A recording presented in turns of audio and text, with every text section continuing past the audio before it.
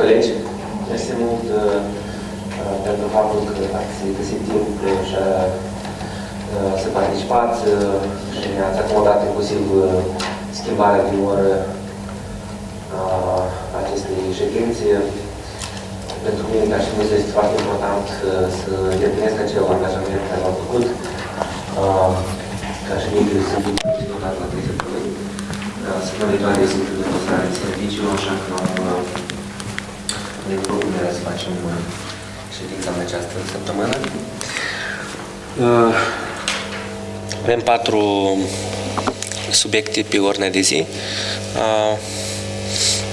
Dacă nu mai sunt propuneri să discutăm alte subiecte care, nu știu, sunt urgente, eu zic să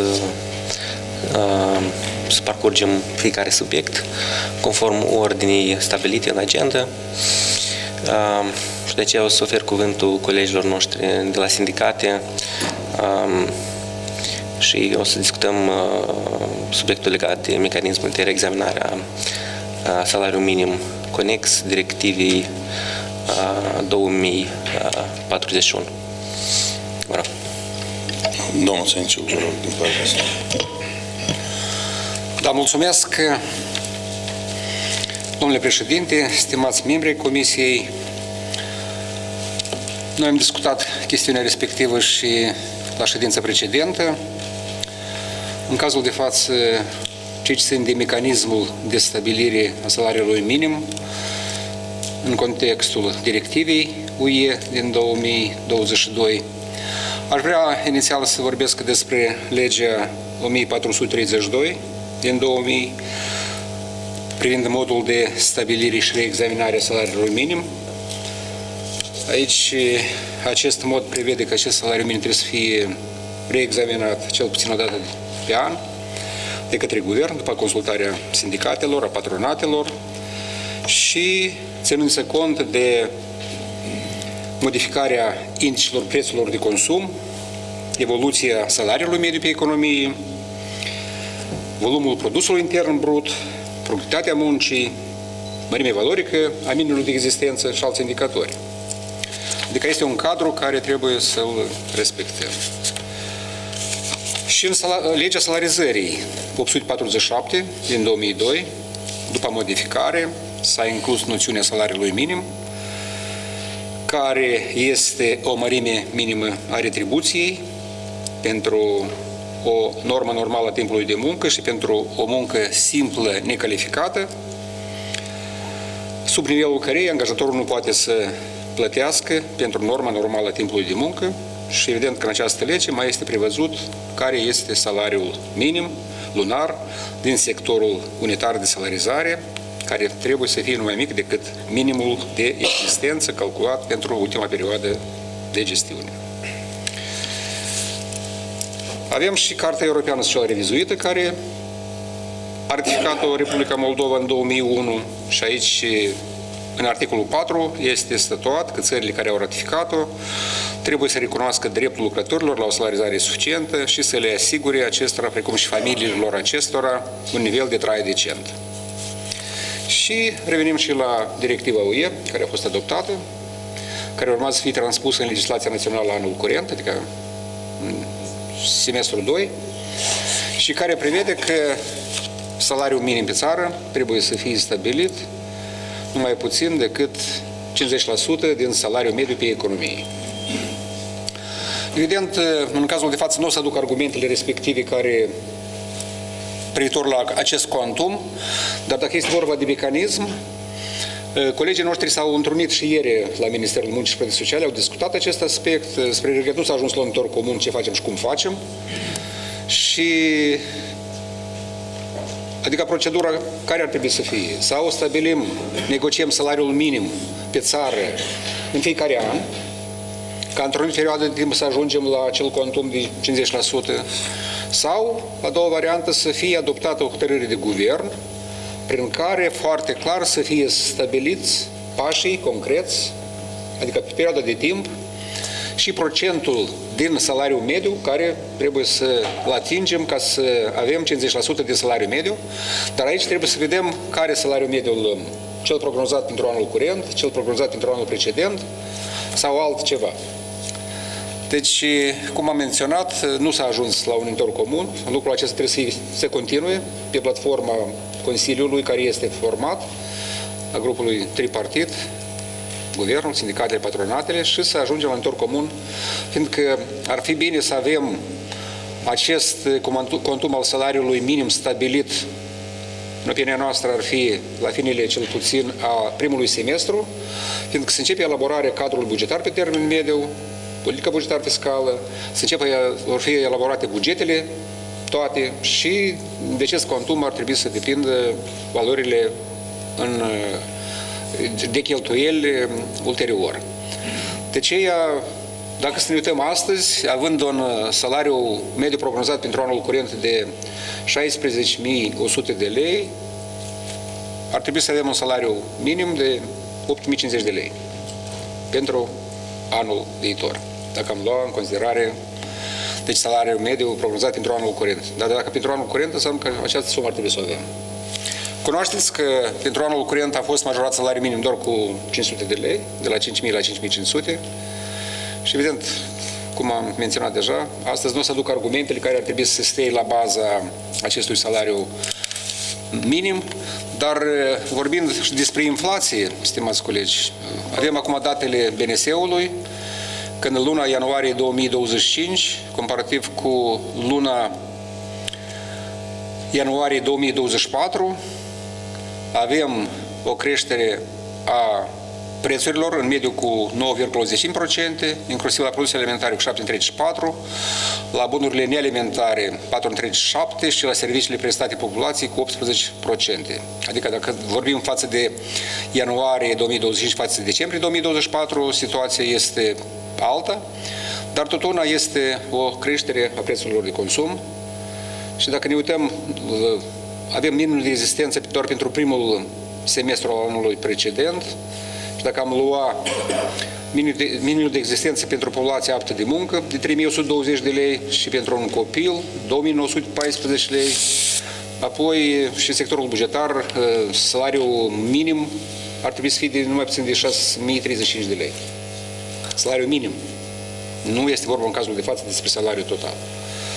De aceea, în opinia noastră, trebuie să lucrăm în grupul de lucru și să ajungem într-un comun, dar să participăm și cu secretarii de stat. Adică e bine că participă colegii care sunt foarte buni specialiști, tehnicieni, cunosc materia foarte bine, dar decizia totuși trebuie să fie luată la un alt nivel, ca ulterior să discutăm chiar la nivel de miniștri. De aceea noi considerăm că lucrul acesta nu trebuie să-l lăsăm, trebuie să muncim mai departe, să vedem care ar putea fi impactul, dar salariul minim este acea garanție minimală de stat pentru o muncă necalificată și pentru o normă normală a timpului de muncă. Aici nu este vorba despre a majora salariile, este vorba doar de a majora garanție minimală de stat în domeniul salarizării. Asta e toată informația. Mulțumesc. Mersi mult. Dacă sunt... eu cred că, și-am zis, pe acest subiect trebuie să lucrăm pe două aspecte. Unu, acest proces trebuie să fie mult mai previzibil, mult mai clar, făcut din timp. Problema noastră este că, inclusiv partea guvernului, este că în ultimii ani, pentru că au apărut diferite șocuri, la noi la pachet se iau toate deciziile, la buget și mai departe. Și eu cred că primul lucru la care noi putem să îmbunătățim este să avem un cadru mult mai previzibil, mai transparent pentru toți, pentru salariați, pentru angajatori, despre cum stabilim acest. Și este clar că al doilea aspect, valoarea acestuia, cât de rapid și așa mai departe. Eu am vorbit și cu doamna ministră, ea a delegat secretara de stat, ea nu este în... Am înțeles că este în deplasare de asta și nu poate să participe, dar cum am zis, noi avem acel grup de lucru care o să lucreze mult mai intensiv pentru ca să avansăm pe acest subiect. Spre exemplu, să avem un calendar, niște procese mult mai clare, mai din timp să stabilim un salariu minim și, clar, în contextul transpunerii directivei, la fel, să încercăm să vedem cum facem anumite previziuni. Plus, cum a spus colegul nostru la Ministerul Finanțelor, Ministerul este într-un proces de reevaluare a funcțiilor, regândirea legii 270 și aici tot o să avem posibilități să intervenim. Care e propunerea noastră legată de decizia pe care noi o luăm? Deci noi, când în angajamentele noastre să transpunem directiva? Ok. Haideți să începem să avem un draft, să fie circulat, să-l consultăm și să... Da. Da, eu cred că în procesul verbal ar trebui să fie, domnul președinte, deci continuarea activității Consiliului de Specialitate privind negocierile mecanismului de stabilire și propriu-zis propunerea concretă privind cum ajungem la obiectivul de 50% al salariului minim față de salariul mediu pe țară. Și asta ar fi un lucru foarte bun, previzibil pentru toți.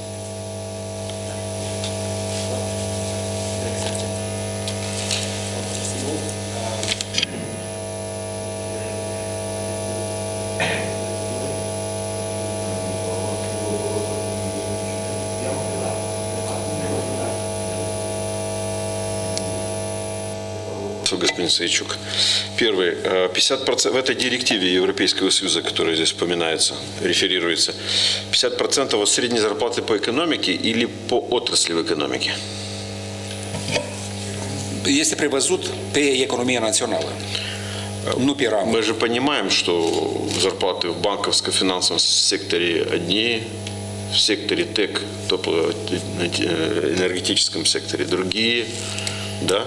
А, допустим, в строительстве или там торговле третий, а в публичном секторе еще вообще совсем другая ситуация. Причем в публичном секторе тоже разные. Здравоохранение уже одна ситуация, потому что повышали много раз, а в образовании, к сожалению, имеем, что имеем. А вот, да? То есть там тоже очень диспарцированная ситуация. То есть ее нельзя вот среднюю температуру по больнице измерять. И мы получим искажение. Если мы хотим управлять процессами, а не делать вид, что мы управляем, надо это учитывать. Разве нет? Deci, și legislația națională, care a fost elaborată în baza standardelor internaționale, este prevăzut că în țară trebuie să fie un salariu minim care să asigure un minim necesar pentru un salariat ocupat la o muncă necalificată. Totodată, legislația națională prevede că la nivel de ramură pot fi negociate și stabilite alte cuantumuri ale salariului minim pe ramura respectivă. Și atunci, în ramura bancară, în ramura IT, în celelalte domenii pot fi stabilite salarii cu mult mai înalte decât salariul minim pe țară.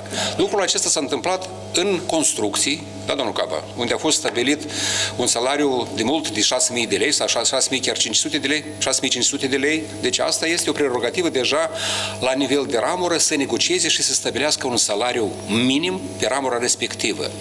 Deci noi doar împreună cu dumneavoastră trebuie să vedem mecanismul. În opinia noastră, de fapt și în legislație prevăzut că ceea ce țin de salariu minim pe ramură este posibilitatea ca părțile care au negociat acest cuantum să-l răsfrângă asupra întregii ramuri, adică nu doar asupra membrilor săi care au împuternicit reprezentanții să negocieze salariul minim. Adică ar putea fi răspândit sau aplicat acest salariu minim pe toată ramura, indiferent ei sunt la patronate sau nu sunt la patronate, indiferent ei sunt la sindicate sau nu sunt la sindicate. Я очень внимательно выслушал ваше объяснение. Постарайтесь понять, о чем я говорю. То есть, когда мы определяем среднюю заработную плату согласно данной директиве, исходя из того, что есть сектора с очень высокой заработной платой и есть сектора с очень низкой заработной платой, мы устанавливаем среднюю. Там, где с высокой, и они могут на моральном уровне, на отраслевом уровне проголосовать еще более высокую, тут все понятно. Вот. А вот там, где мы установили среднюю, и те, где с низкой, и они не смогут, исходя из капитализации этих отраслей, инновационного или отсутствия инновационного характера, производительности труда, соответственно, недостаточно, они не смогут поднять оплату труда на этот уровень. Что делать им? Это первое. Второе. Наша основная цель не просто соблюдать директивы, наша основная цель не терять здравый смысл. Что если в экономике, вообще в жизни терять здравый смысл, в частности в экономике, это ничем хорошим не заканчивается. Поэтому директивы тоже нужно исполнять грамотно, в соответствии с тем состоянием экономики, которое мы имеем, а не лишь бы. Это второе. Третье. Вы знаете мою позицию. Я ее высказывал здесь, высказывал на встрече с господином Зубку. Мы встречались и с вашим консилио ди кондучери. Вот, что я за эту директиву давно. У нас есть разные позиции, как и у вас есть разные позиции в профсоюзах, конфедерации.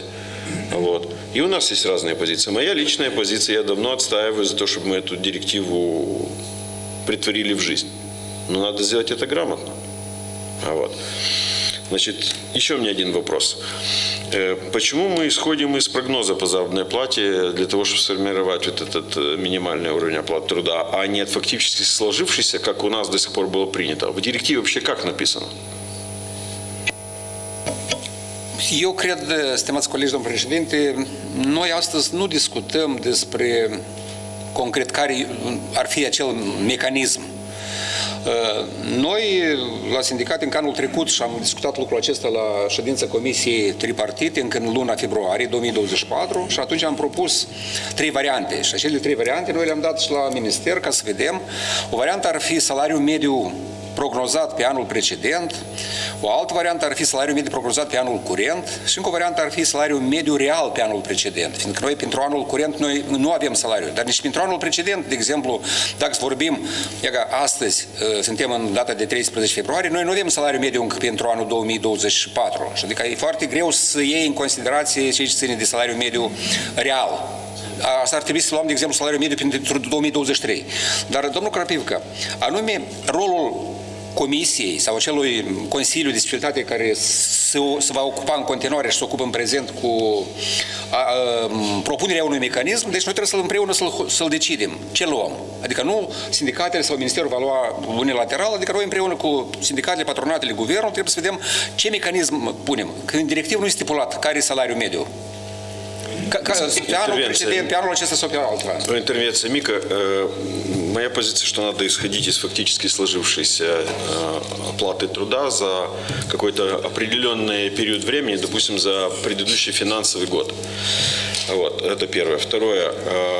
Моя неизменная позиция на протяжении долгого времени, что такой серьезный шаг, который вы предлагаете предпринять, если он, конечно, не будет носить чисто декларативный характер, если мы хотим реально его реализовать на практике, должен сопрягаться с нашей технологией оптимизации обременения фонда заработных плат. Это даст возможность получить не просто глоток кислорода экономики, это кислородная маска, да, для экономики. А это сегодня очень важно, потому что если вы посмотрите на динамику прошлого года, первая половина года экономика хотела, могла, пыталась развиваться. Вот. Впрыск топлива шел, вот, и двигатель набирал обороты. Вся вторая половина года все это потерпело фиаско. По году имеем, что имеем. Это касается и реальных доходов населения в целом, в том числе той части реальных доходов населения, которая составляет заработная плата. Я думаю, что вы эту статистику знаете. Da, mulțumesc. Спасибо, что внимательно выслушали. Da, mulțumesc. Dar ce ține de sectorul real, în principiu, și astăzi nu este, chiar și în agricultură, 6.000, mai puțin de 6.000 de lei nu este stabilit salariul minim. Deci n-ar fi o problemă, astăzi nu există așa problemă. La noi un aspect ține de sectorul public, sectorul bugetar, pentru că noi avem acolo salariul minim astăzi, el e 5.500 de lei și acesta nu e salariul minim, asta e salariul total, în principiu. Dar noi trebuie să discutăm cu colegii și să vedem unde ajungem, la care mecanism. Dar anume, noi trebuie să discutăm și să propunem împreună cu toate părțile variantele pentru Comisia Națională, ca să vedem ce variantă vom accepta și să mergem înainte. Asta este. Scopul este ca acest salariu minim să contribuie la ce? Și la creșterea productivității, și la creșterea economică, și la menținerea tinerilor și a cetățenilor să rămână în țară, să se întoarcă înapoi, adică prin motivarea muncii, ca să primească un salariu adecvat și să poate întreține pe el și familia respectivă. Da, ok. Mersi. Așa, mersi mult. Mergem la subiectul 2. iarăși colegii din sindicate cu privire la politicile de remunerare a salariilor din autoritățile publice locale. Mersi. Domnul președinte Canțar, vă rog.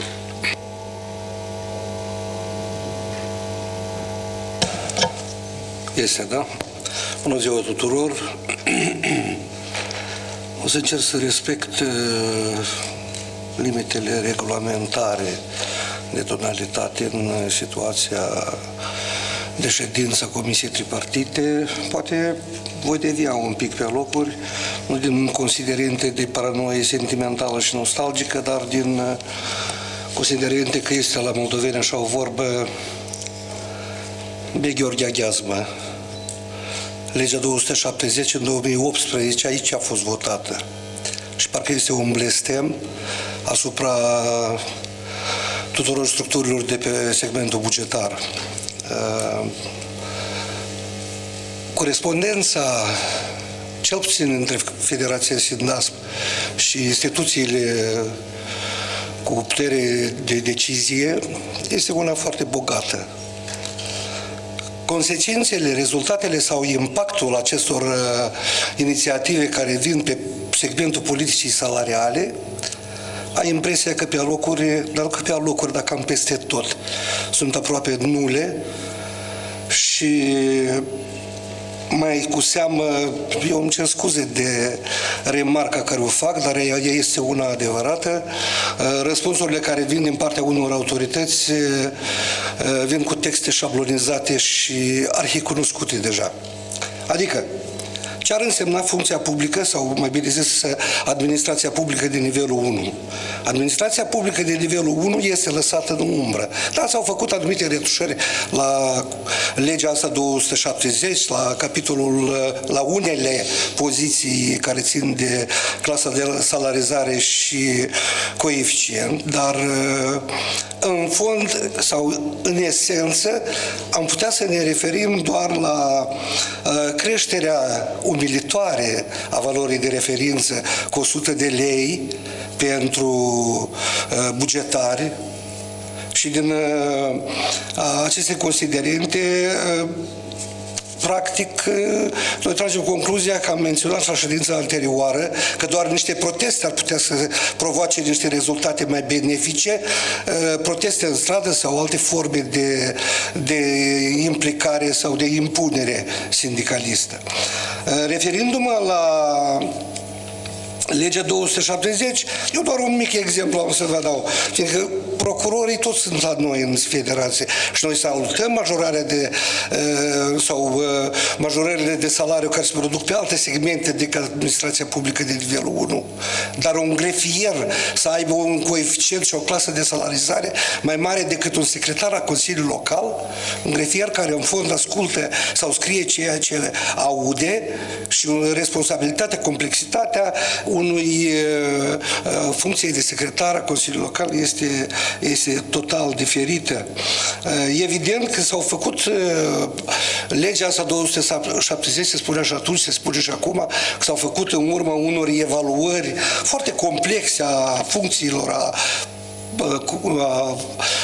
șarjei care o are o anumită funcție și exact din răspunsul Ministerului de Finanțe din 20 decembrie 2024 rezultă cam același lucru, că în urma evaluării, adică a fost constituită și comisia asta, sper că o să fie acceptată și candidatura Federației Sindasp la capitolul evaluarea funcțiilor, dar din perspectiva care este descrisă în scrisoare, noi vedem că de fapt se face referință, nu mai zic de nimic de valoare de referință, că aici de la 2100 la 2200, la personalul didactic de la 2300 la 2500, e în creștere pe anumite domenii care țin de profesori, de afacerile interne, de personalul medical, iar autoritățile centrale ale administrației publice, iar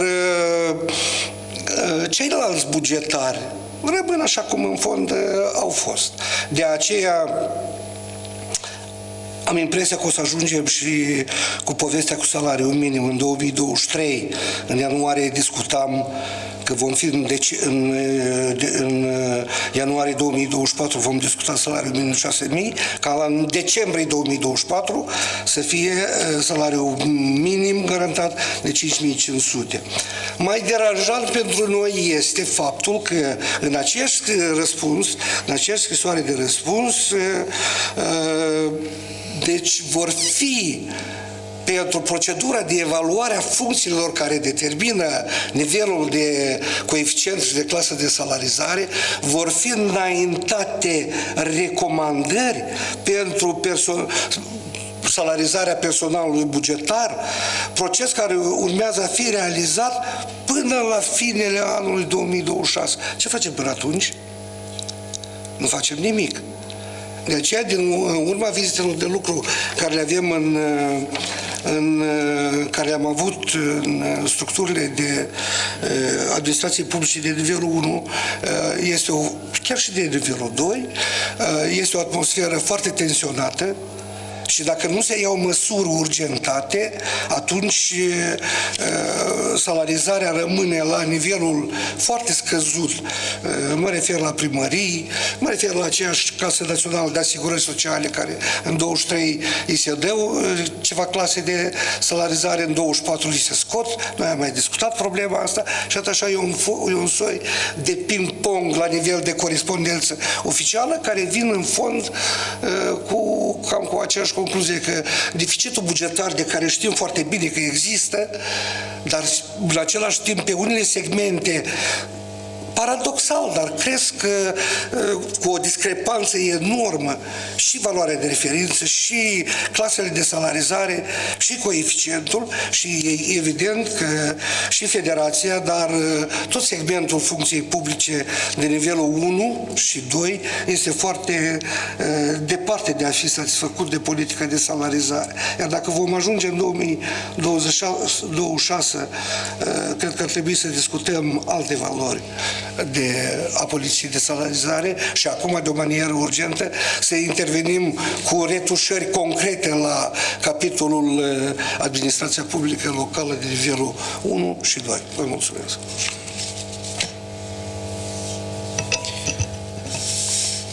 Mersi mult. Deci eu înțeleg așa că n-ați făcut o solicitare către Ministerul Finanțelor și... Noi am făcut mai multe, domn președinte, nu doar către Ministerul de Finanțe, dar Ministerul de Finanțe fiind pilonul care determină politica salarială pe plan global. Am avut un răspuns care ne-a deranjat în fond. Vreau să zic că e un pic diferit ca text decât cele anterioare, dar retușările care vin sau urmează să fie făcute, am zis, se referă la administrația publică centrală, la medici, la profesori, la alte blocuri sau segmente din funcția publică de forță și atunci nu prea văd inițiative, cel puțin, sau anumite prognoze, fie până și în 26, dar să se refacă politica de clasă salarială, de coeficient de salarizare și clase de salarizare. E deranjant. S-a făcut reforma asta cu fortificarea capacității instituționale. Da? A fost un tam-tam enorm în cadrul unei primării bună oară, unde primarii îmi spuneau că le este rușine să intre în primărie, fiindcă primarul, viceprimarul, secretarul au fost majorate cu 50% și oferite adică bugetate cumva. După aia s-a revenit și a fost făcută și pentru această fortificare 50%, dar din sursele proprii, după onorarea obligațiunilor. 70% din primării din Republica Moldova nu au capacitate instituțională. Ei abia de strâng bani pentru salarizare. Și fără pompa centrală, ei nu fac nimic. Autonomie locală, alte forme de independență, e absurd acum să vorbim, nu știu ce rezultate va da reforma cu amalgamarea voluntară, care presupune atâtea riscuri și deja consecințele acestor inițiative se discută în mediul de primari și pe segmentul administrației publice de nivelul 1 în mod special. Mersi mult. Haideți, eu propun... Da, domnul... Mulțumesc, domnul președinte. Eu, foarte succint. În primul rând, CNSM salută contribuțiile Ministerului de Finanțe la soluționarea mai multor probleme sesizate de sindicate anterior, punerea în aplicare, adică după ce am pus în aplicare legea 270, aici vreau să menționez, și anume pentru funcționarii publici, ce sunt de premiu anual, plata sporului fix de 1300 de lei, finanțarea sporului pentru consolidarea capacităților manageriale și profesionale ale personalului și așa mai departe. Deci noi am găsit timp comun la foarte multe aspecte. Ce a mai rămas ca noi să soluționăm? În primul rând, și problema care există, adică majorarea neuniformă a valorilor de referință. Și lucrul acesta conduce la o creștere a neechității sociale și o discrepanță în aprecierea muncii funcționarilor. Contribuții similare, dar aflați în diferite ramuri. 2. Majorarea cu 100 de lei doar a valorii de referință la funcționarii publici de nivelul 1-2, adică doar cu 4,36%, ceea ce practic nu acoperă nici inflația și asta va fi un salariu minim, adică salariul va fi cel real cu minus. Și evident că nu asigură o motivație a muncii pentru funcționarii din apele 1 și apele 2. Mai departe, diferențe în clase de salarizare și coeficienți de salarizare pentru funcționarii de nivelul 1 și nivelul 2, contribuții similare, iarăși ceea ce duce la migrația salariaților în autoritățile unde salariile sunt mai mari. Și ultimul aspect, cel mai important, s-a făcut, cum a menționat și domnul Canțăr, pentru primari, viceprimari, secretarii Consiliului, finanțarea merge la bugetul de stat, pentru ceilalți funcționari publici, în cazul de față, se primește că finanțarea trebuie să fie din contul lor, dar nu acoperă nici 40-50% din cheltuieli, așa noi avem informații, poate situația este alta. Și încă un aspect aici vreau să abordez. Sunt încheiate contractele colective la nivel de unități în sectorul public, sectorul bugetar și mai sunt situații când cineva vine cu control de la inspecție financiară și nu recunoaște unele sau alte norme, ceea ce nu este corect, pentru că nimic nu contravine acolo legislației în vigoare. Și în principiu pe noi ne interesa în anul curent. Adică dacă trebuie să lucrăm împreună cu Ministerul de Finanțe, știm care sunt posibilitățile, posibilitatea de a majora valorile de referință pentru cei care au avut o majorare a valorii doar cu 100 de lei. Acolo sunt mai multe categorii, inclusiv și asistență socială și alte structuri, ca și ar fi funcționarii publici de nivelul 1 și nivelul 2. Și ne-ar interesa și situația cu reexaminarea salariului minim în sectorul, în GDP, economiei, pentru anul curent. Mulțumesc, asta doar. Să iau un bloc de întrebări. Deci, într-adevăr, situația care a scris domnul Canțăr, ea este ca un blocaj pentru o parte din segmentul educației care se numesc direcțiile de învățământ. Adică aveam astăzi o constatare foarte așa urâtă, cuvintele inechitate, discrepanță, discriminare, aici sunt cele mai potrivite. Când un colaborator a direcției învățământ are un salariu mai mic, cu 6.000 de lei, decât un profesor. Dar asta este organul care de control, de transmitere a politicilor statului și așa mai departe. Deci nu avem așa de mulți funcționari acolo, dar pentru a face, pentru ei, noi am solicitat majorarea și aici s-a spus domnul Sanciuc. 2200 valoare de referință, asta este simbolic, 4%, și am pus la un loc și pe contabile aici, și pe inspectori școlari, și pe metodiști, și pe toți. Și respectiv clasă de salarizare, adică am propus să fie majorat cu 15 clasă și să înțeleg că dacă s-ar apuca Ministerul Finanțelor să facă pentru noi această excepție, ar fi inechitabil în raport cu ramura funcției publice, sector public. De ce, într-adevăr, urgentarea soluționării problemei este ar aduce rezolvare și pentru segmentul ăsta nostru care a rămas de acum de 20 de ani, sluji la 2 stăpâni, slujile Consiliului Raionale, slujile Ministerului, dar cel mai prost remunerați din toată ramura educației acum. De ce, estimați colegi, cred că întrebarea asta merită atenție maximă și să încercăm cumva, noi avem pe 20 martie o întâlnire cu Ministerul Educației, o să rugăm și Ministerul Finanțelor să dezbatem ce putem face. Da, noi pe intern putem să le dăm la pedagogi pentru grad, iar din nou, ca să rezolvăm întrebarea, dar din direcția învățământ pedagogii o treime din colaboratori, ceilalți 2/3, cum rămân o statici de situația asta. Deci eu vă rugăm mult să atrageți atenție la problema respectivă. Mersi mult. Eu cred că înainte de a răspunde poate la întrebările punctuale, primul lucru la care aș ruga să referiți este cumva, nu știu, viziunea, obiectivele și un calendar a Ministerului pe acest proces, că acolo colegii au spus decid cum în 2026 și așa mai departe. Deci poate unele chestii o să fie făcute mai rapid, pur și simplu întreg procesul va finaliza în 2026. Eu cel puțin așa am înțeles din discuțiile doamnei ministru. Da, bună ziua!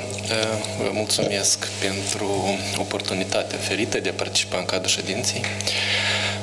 Eu am încercat, da, să-mi notez de la toți antevorbitorii mei ceva din propunerile și nemulțumirile, în primul rând, a dumneavoastră. O să încep cu partea de reformă salarială, chiar dacă am mai discutat subiectul dat și la ședința precedentă și în ședința de ieri, premergătoare, dar luând în considerație importanța acestui subiect, o să repet de câte ori de câte o să fie necesar. Noi am inițiat acel proces de reformă salarială, au fost constituite cele două grupuri de lucru mari, un grup de lucru de evaluare a posturilor, în care sunt implicați toți reprezentanții din cadrul autorităților publice centrale, care nemijlocit, să-i zic așa, gestionează cele mai mari grupuri ocupaționale, reprezentanții sindicatelor, reprezentanții autorităților publice locale, inclusiv CAL. Am avut deja și prima ședință, în acest sens, vinerea trecută, a grupului de lucru de evaluare. Către membrii grupului de lucru le-au fost prezentate metodologia generală de evaluare a posturilor, le-au fost prezentat eșantionul de bază pe care noi l-am selectat sau l-am propus spre evaluare. Au fost o serie de rugăminți, dacă vreți așa, către toți membrii grupului de lucru. Dacă să înțelegeți, acolo sunt 66 de persoane, nu vorbim de 2-3 oameni care cumva, nu știu, pe sub masă Ministerul Finanțelor face o reformă salarială. Dacă în exercițiile precedente, din 2022, în acel grup de lucru, să nu vă mint, dar cred că erau în jur de 18 oameni, astăzi avem 65. Noi am rugat în nenumărate ori să veniți cu propuneri de modificare metodologiei. Ce ar însemna asta? Cum evaluăm acele funcții? Care sunt criterii care vor sta la baza evaluării? Unul la mână, doi la mână, să veniți nemijlocit cu funcții, propuneri de funcții. Noi propunem din partea sindicatelor în acel eșantion să fie inclus funcția pe care o menționați dumneavoastră de secretar a Consiliului Local.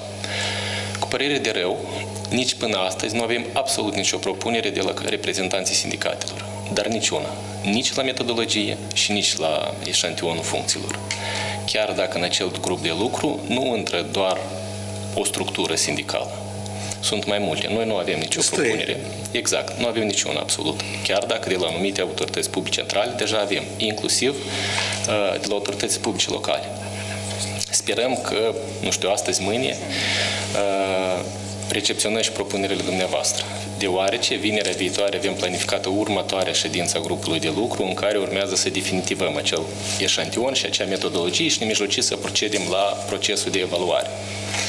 Vis-a-vis de termeni, trebuie să înțelegem că o reformă salarială, eu poate să-l citez pe, nu știu, colegii noștri, experți internaționali care ne ajută în acest proces, este probabil una din cele mai complexe și cea mai complicată reformă în domeniul serviciului public, ținând cont de importanța procesului, ținând cont de sensibilitatea acestui proces, ținând cont de impactul financiar, de ce nu, acestui proces. Este o reformă foarte și foarte ambițioasă, care noi o planificăm până în 2026 a fi definitivată, cu aprobarea definitivă a modificărilor cadrului normativ primar, legea 270 și a cadrului normativ secundar, hotărâri Guvern 1231. Dar însuși procesul de evaluare este doar un proces din această reformă. Dacă, nu știu, analizați agenda noastră sau grow planul sau PNA-ul sau roadmap-ul pe care noi îl avem, un angajament față de Comisia Europeană, acolo sunt mai multe acțiuni de reformă. Vorbim aici despre unificarea valorilor de referință, să nu mai avem, am avut 10 valori de referință până la 1 ianuarie, acum avem 9, deja am început acel proces de unificare, planificăm cel puțin la etapa dată să avem maxim 4 valori de referință, dar sperăm să coborâm și mai jos, ne reține doar impactul financiar de unificarea acestor valori valori de referință. Tot acolo este menționat, dacă să zic așa, eliminarea sau anumitor sporuri a părții variabile a salariului lunar și includerea acestuia în partea fixă a salariului pentru a avea un drept câștigat, adică să nu avem acele sporuri, zeci de sporuri, dar să avem salariul total sau cel puțin 70% din salariul lunar a unui angajat din sectorul bugetar să fie inclus în partea fixă a salariului. Tot acolo avem o restructurare, o revizuire, dacă vreți, a procesului de evaluarea performanțelor și de stabilirea sporurilor de performanță, adică vorbim de un proces mult mai larg. De aceea și urmează să îl planificăm a fi finalizat până în 2026. Dacă revenim însuși la procesul de revizuire a funcțiilor, de evaluare a funcțiilor, noi planificăm să avem până în iunie deja definitivat în mare parte procesul de bază, după care va veni reierarhizarea grilelor, stabilirea coeficiențelor noi, stabilirea claselor de salarizare noi, care sperăm noi să o definitivăm până în luna august și deja în toamnă să avem un proiect nou a grilei de salarizare, care va fi nemijlocit integrat în legea 270. Dar celelalte măsuri de reformă, după cum spuneam, conexe procesului de evaluare, îl planificăm a fi definitivat, sau tot procesul de reformă îl planificăm a fi definitivat până în 2026, scuze. Vis-a-vis de, nu știu, un plan de acțiuni, termeni mai concreți, indicatori de performanță, la fel în acele documente de politică sau de angajamente față de Uniunea Europeană, avem și o acțiune de elaborare a unei foi de parcurs, a unui plan de acțiuni și aprobarea acestuia până la finele anului în curs, în care vor fi incluse toate acțiunile de reformă, impactul financiar a acțiunilor, unde vrem să ajungem, cât asta ne va costa, care vor fi acțiunile și intervențiile pe cadrul normativ. Și acest plan noi îl avem planificat a fi aprobat până la finele anului în curs. Iarăși, ținând cont inclusiv de rezultatele care le vom avea, le vom obține în urma evaluării posturilor. Asta dacă să mă refer nemijlocit la procesul de reformă, procesul de evaluare a posturilor. Vis-a-vis de intervențiile Guvernului sau a Ministerului Finanțelor în politică salarială sau de promovarea noilor măsuri de politică salarială. Mie îmi pare rău să aud, nu știu, astfel de constatări. Eu, fiind de la Ministerul Finanțelor, o să operez doar cu câteva cifre. Dacă noi în 2022, doar 3 ani în urmă, am avut un fond de salarizare de aproximativ precizat, nu mă mai refer aici la partea aprobat, precizat, de aproximativ 22 de miliarde, anul ăsta avem un fond de 30 de miliarde. Adică proporțional, în 3 ani puteți înțelege cât a crescut fondul de salarizare. Respectiv, acest fond de salarizare reflectă măsurile salariale promovate de către Ministerul Finanțelor. Vis-a-vis de autoritățile publice locale, este într-adevăr un subiect poate mai sensibil, ținând cont de autonomia locală. Noi putem să indexăm valoarea de referință într-un ritm mai mare, valoarea de referință aplicabilă, dar Ministerul Finanțelor în proces de promovare a măsurilor salariale, în primul rând se bazează pe un principiu de sustenabilitate financiară. Noi trebuie să înțelegem cum autoritățile locale, pornind de la acel principiu de autonomie locală, își vor asigura acest fond, își vor asigura sustenabilitatea acestor măsuri.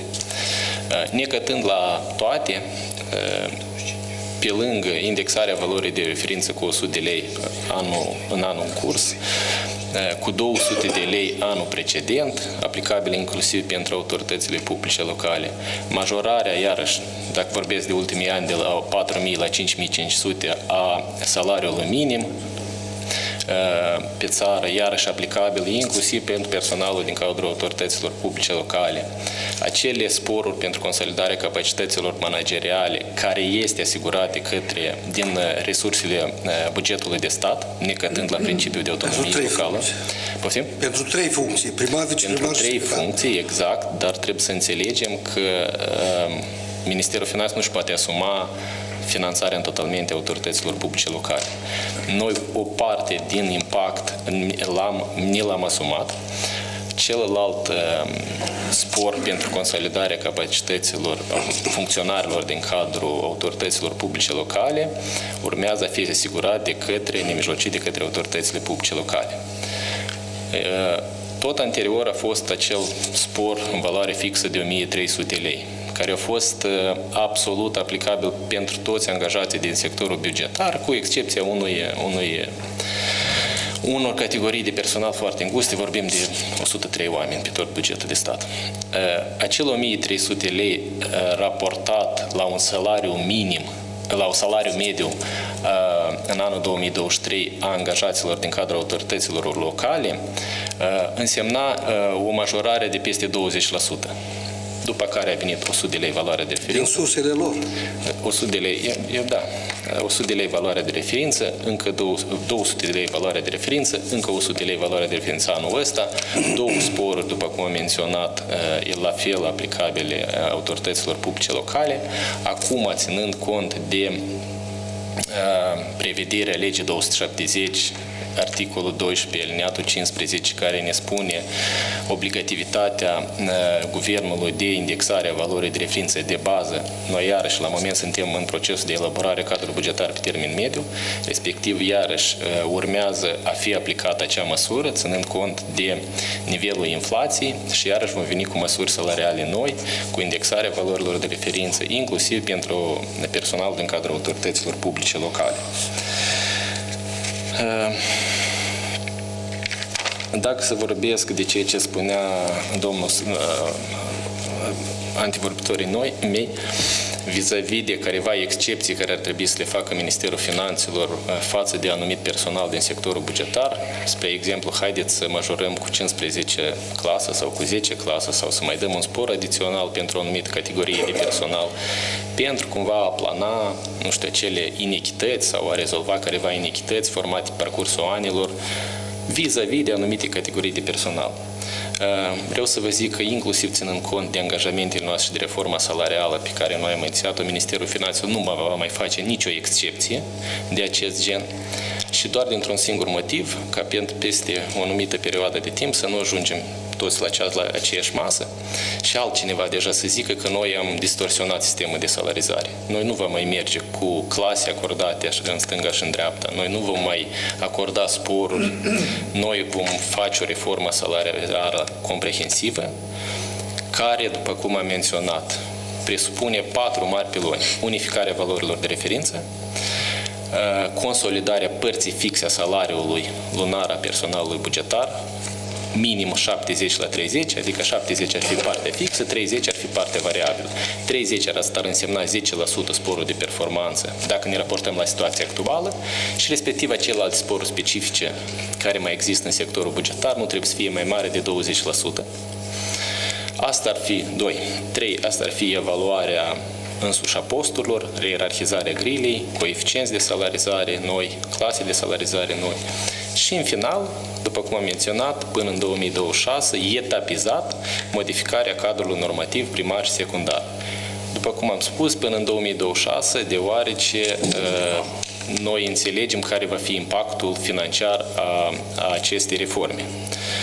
Plus la toate, după cum știți, Guvernul a inițiat un proiect de lege cu privire la reglementarea activității instituțiilor publice, respectiv o mare parte din instituțiile publice care acum sunt la autogestiune urmează a fi integrată în sectorul bugetar, urmează a fi salarizat în conformitate cu legea 270. Asta iarăși este un impact adițional. Asta, nu știu, o să ajungem probabil la un buget salarial, dacă avem 30, o să ajungem la un buget salarial de, nu știu, 35-36 de miliarde minimum. Și doar asta ne reține să, nu știu, să revizuim sistemul de salarizare etapizat până în 2026. Doar impactul financiar ne face să venim.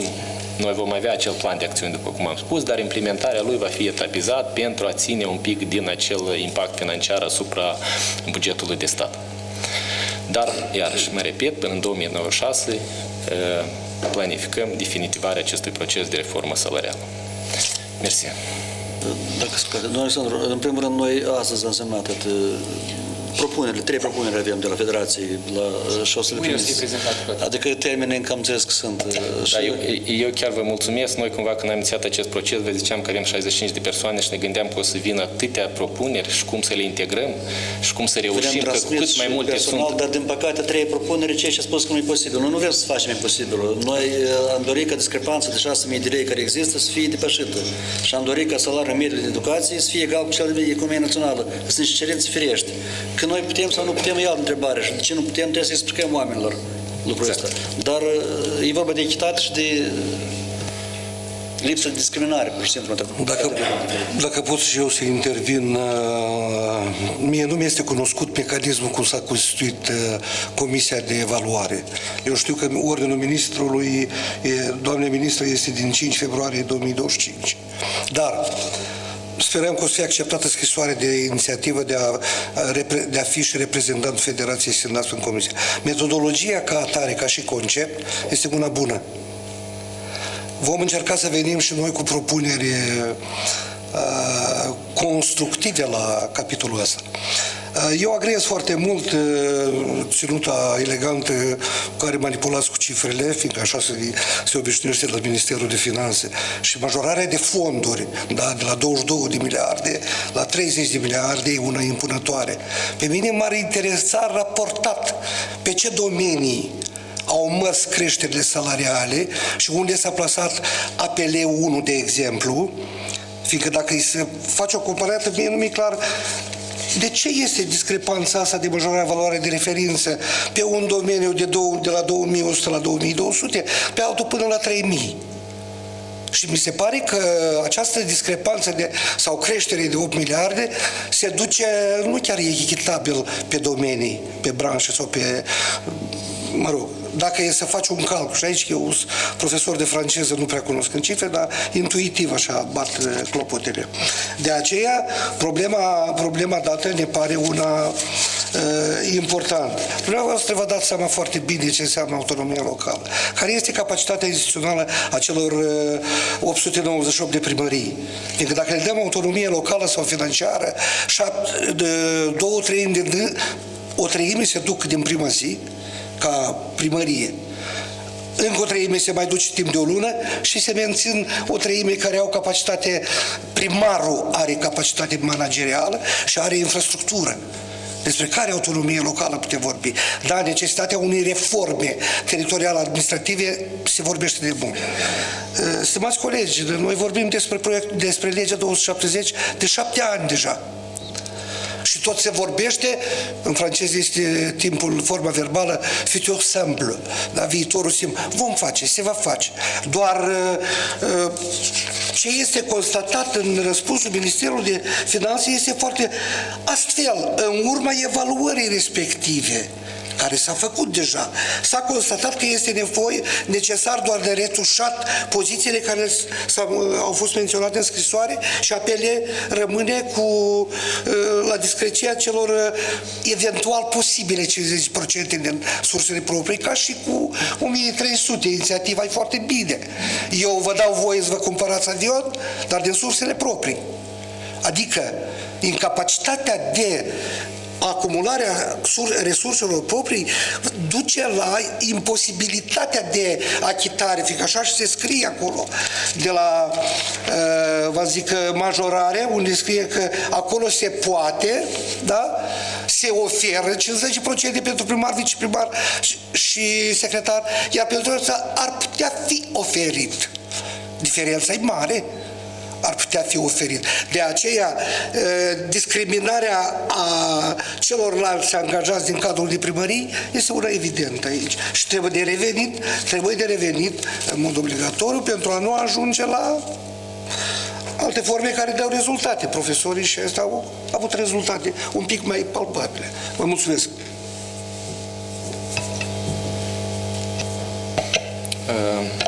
Da, după cum spuneam, acele discrepanțe la nivel de funcții, inclusiv în autoritățile publice locale, cred că, dacă vă uitați pentru eșantionul de funcții, cred că proporțional, ținând cont de numărul de funcții din cadrul autorităților locale, raportat la numărul de funcții selectate pentru a fi evaluate, cred că sunt cele mai multe din cadrul autorităților publice locale.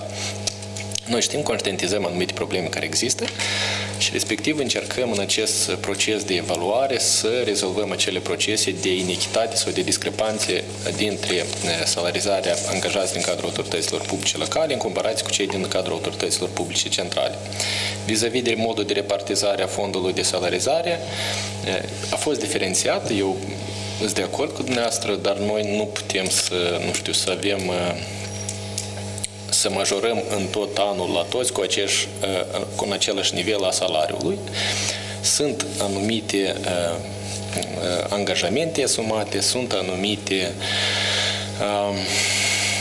domenii de o importanță majoră, unde se intervine mai mult. În cadrul autorităților locale, după cum spuneam, s-a intervenit în nenumărate ori, dar iarăși, ținând cont de acel principiu de sustenabilitate financiară, ne vine cumva mai greu să venim cu niște măsuri salariale mai majore sau mai des promovate pentru autoritățile publice locale, dar, după cum spuneam, vis-a-vis de fond, acel fond a fost repartizat atât pentru educație, atât pentru sectorul medical, în anul ăsta, după cum cunoașteți, pentru autoritățile publice centrale, absolut toate autoritățile publice centrale subordonate guvernului deja au fost trecute la o nouă valoare de referință majorată de 2500, 2500, 3000 vorbim doar pentru două persoane, pentru funcțiile de demnitate publică din cadrul instituției respective. Ceilalți personal este la 2500. Toate autoritățile publice autonome, evident, au fost promovate și în contextul reformei justiției și importanței acestui proces pentru țara noastră au fost promovate și măsuri salariale aplicabile pentru personalul din cadrul sistemului de justiție sau din cadrul sectorului justiției, etc. După cum spuneam, absolut orice angajat din sectorul bugetar în ultimii 2-3 ani a beneficiat de majorări salariale în nenumărate ori. Evident, undeva este majorarea salarială mai mare, undeva este mai mică. Încercăm să îmbunătățim acest proces, inclusiv în cadrul procesului inițiat de reformă salarială. Mersi. Mersi mult. Rugămintea mea este dacă colegii la Ministerul Finanțelor pot să vină cu un calendar, ce documente pot oferi ca să fie clar. Uite, cum s-a constituit comisia, până când pot fi date opinii, când se întrunește calme. Și noi ne asigurăm că toți colegii le primesc, să ne asigurăm că este un proces important, să oferim șansa la toți să se expună. Cu siguranță este un proces foarte important, iarăși aici este dimensiunea tehnică, dimensiunea. Deci dacă toate discuțiile o să limiteze, că dați la ăștia mai mulți, iarăși discuțiile nu o să fie atât de, hai să spunem așa, constructive, și dacă noi putem să înțelegem și să optimizăm și să îmbunătățim procese structurale legate de cum se stabilește remunerarea și evaluarea. Și eu am să dau un exemplu foarte specific. Eu m-am uitat la activitatea tuturor structurilor din cadrul Agenției Naționale de Ocupare a Forței de Muncă și am stabilit că, de pildă, 4 structuri au realizat sub 50% din ținte. Și am cerut demisia la toți 4 și niciunul nu a acceptat. Și că nu pot demite oameni care nu au realizat nici 50%. Și nu că au aflat că nu au realizat 50% la sfârșitul anului. Deci eu le spuneam, colegi, ca sunteți în roșu. Și credeți-mă, atât timp cât discuțiile o să fie doar numai că, uite, fără a vorbi despre performanță, competență, eu nu știu dacă ați observat, în guvernul ăsta noi comprimăm niște procese care în anii normali durau luni întregi, an jumate, și noi le facem în 2 luni.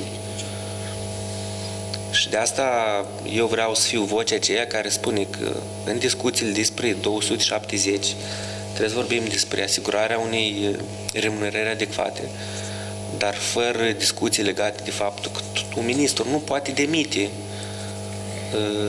inspectorii muncii. Dacă nu îi pot demite. Nu îi pot demite. Niște linteai. La Agenția de Ocupare a Forței de Muncă, la fel. Ministrul îi cere, dă-ți demisia, tu n-ai realizat ținta care ți-a pus. Spune nu. Eu să merg în instanța de judecată. Nu? Hai.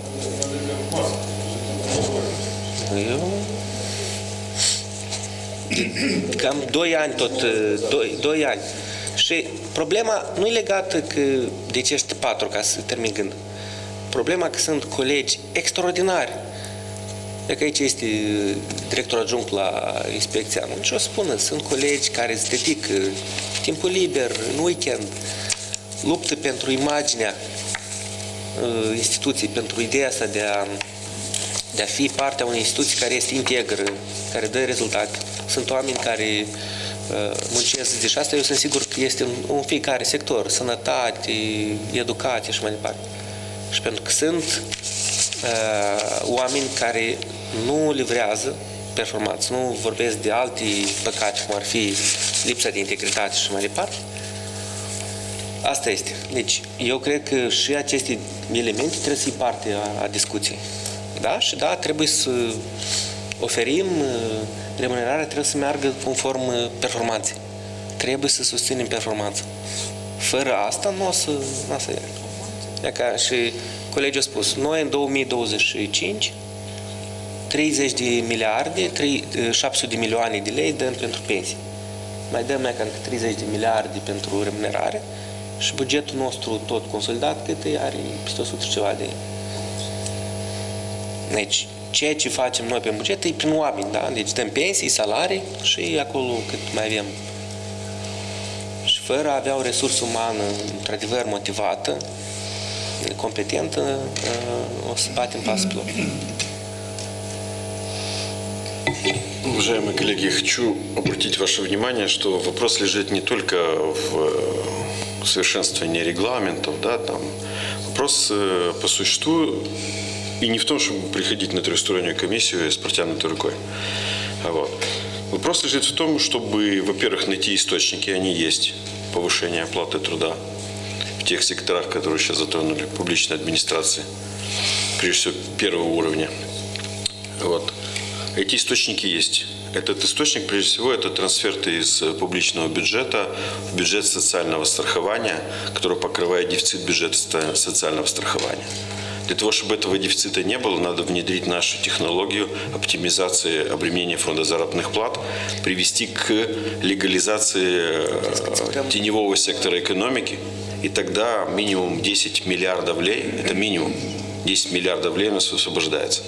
Для того, чтобы все знали правила игры, ради чего это общество совершается, нужно заранее определиться, что эти деньги не раздракониваются куда-то, а поступают целенаправленно на повышение оплаты в публичных секторах. Вот. Оплаты труда сотрудникам публичных секторов. Вот. Да. Мы говорили, что будет отдельная дискуссия. Да, ну... Отдельная дискуссия будет, но надо подготавливать эту дискуссию, чтобы коллеги понимали. Это один раз, потом за те там 15 минут, что мне выделит, это невозможно определиться. Понимаете, да? Вот. Это важный момент. То есть, если бы профсоюзы последовательно поддержали нас, наши технологии, мы бы уже имели решение в этих сферах вопросов. Потому что вы абсолютно правильно ставите вопрос. Ну и ваши подопечные, если так можно выразиться, тоже должны взять на себя обязательства. Потому что очень часто сталкиваешься в примариях на всех уровнях, да, самым элементарным до выше уже до примара, с кондовым бюрократизмом. Понятно, что это часто связано с демотивацией труда. Вот. Ну, тут что раньше, курица или яйцо?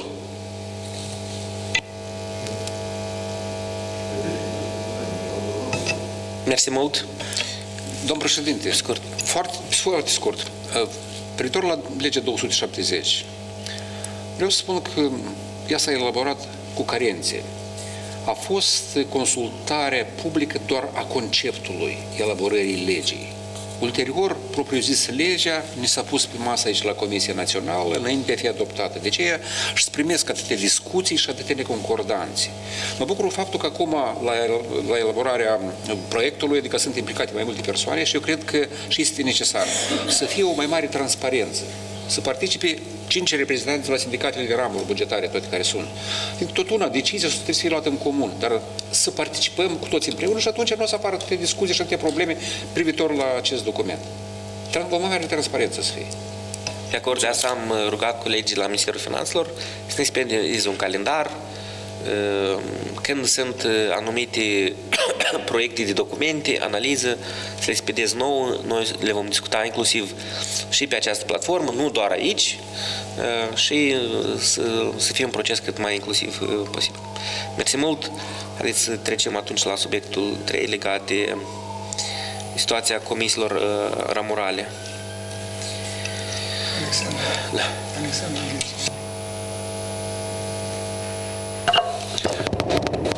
Bună ziua! Stimați membri ai Comisiei, deci Confederația Națională a Patronatului, împreună cu Confederația Națională a Sindicatelor, cu membrii sindicatelor, au avut mai multe ședințe referitor la subiectul respectiv. Patronatele au elaborat și un studiu, au efectuat un studiu, o analiză a activității comisiilor teritoriale și ramurale de consultări și negocieri colective. În materialele prezentate avem o situație mai puțin plăcută, deci în vreo 9 raioane sunt create, deci în 14 unități administrative teritoriale sunt create comisii teritoriale pentru consultări și negocieri colective, iar convenții colective sunt doar în 9 raioane. Asta este informația de, nu știu, nu chiar actualizată, deci din anul 2024, dar cred că nu s-a schimbat foarte mult. Mai mult ca atât, unele dintre aceste convenții, chiar dacă și sunt aprobate, nu cred că în toate cazurile deci sunt și aplicate. 14 unități teritoriale administrative teritoriale, unde sunt create comisii teritoriale, e aceeași situație. Deci nu cred că în toate 14 comisiile se întrunesc periodic, cum prevede legea, numai rar de o dată la 2 ani. În multe cazuri și situații sunt și comisiile, cazuri asemănătoare se atestă și în cadrul comisiilor ramurale de consultări și negocieri colective. Nu vreau să spun multe despre acestea sau să dau exemple, dar domnul Canțăr cred că o să mă susțină că de câți ani nu poate negocia convenții cu unele autorități publice, deci 3 la număr din câte cunosc eu și nu dumnealui este în situația respectivă. De aceea, Confederația Națională a Patronatului, bănuiesc că va fi susținută și de Confederație și de reprezentanții sindicatelor, propune ca să fie modificat legea 245 din 2006 privind organizarea și funcționarea Comisiei Naționale pentru Consultări și Negocieri Colective, a Comisiilor pentru Consultări și Negocieri Colective la nivel de ramură și la nivel teritorial, și anume la articolul 27, cu introducerea unui alineat nou 8 prim, care, sau, mă rog, locul putem să-i găsim, putem să introducem și la articolul 27 prim și cu următorul conținut. Deci, Comisia de ramură și Comisia teritorială, în termen de 3 luni de la expirarea anului de gestiune, prezintă un raport de activitate către Comisia Națională și îl publică pe pagina web oficială a organului central de specialitate administrației publice sau autorității administrației publice locale. Deci această obligație dată către comisiile teritoriale și ramurale de consultări și negocieri colective va impulsiona dialogul social și va obliga, într-o măsură oricare, comisiile teritoriale și ramurale să se convoace periodic, așa cum prevede legea 245, iar activitatea lor să fie publicată și respectiv prezentată către Comisia Națională. Ce va da aceasta? Deci, în primul rând, comisiile teritoriale și ramurale ar putea veni cu niște propuneri și recomandări sau niște teme de discuții către Comisia Națională, iar Comisia Națională ar putea veni cu niște recomandări, sfaturi, soluții, atât pentru comisiile teritoriale și comisiile ramurale. Problema principală a comisiilor teritoriale și ramurale este, cum am menționat și în acest studiu, deci este schimbarea periodică a reprezentanților, a membrilor guvernului, cât și a autorităților sau conducerii administrației publice locale, unde odată la 4 ani se organizează alegeri și de multe ori se schimbă reprezentanții autorității publice locale de nivelul 2 și iarăși apare problema că trebuie să de la început să o iai, practic să fie instruiți aceste persoane, acești membri și de multe ori adică nu înțeleg necesitatea creării comisiei cât și desfășurării acestor ședințe.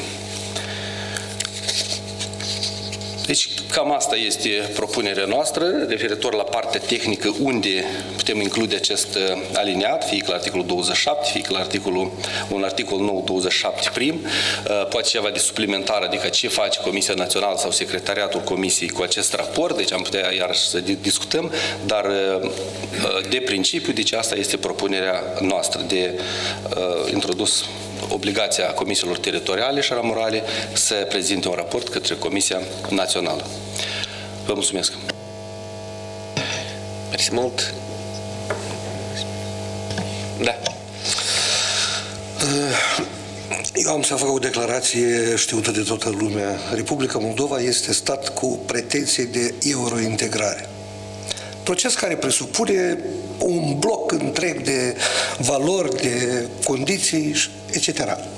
Adică, eu susțin în toată splendoarea ideea de fortificare a dialogului social și a negocierilor de orice nivel și ideea de, așa cu iz de obligativitate funcțională a comisiilor de ori și Comisia Tripartită, fiindcă știm toți foarte bine că o perioadă Comisia Națională a cam stopat un pic, nu știu din care motive, dar la nivel de teritorii e coșmar în genere.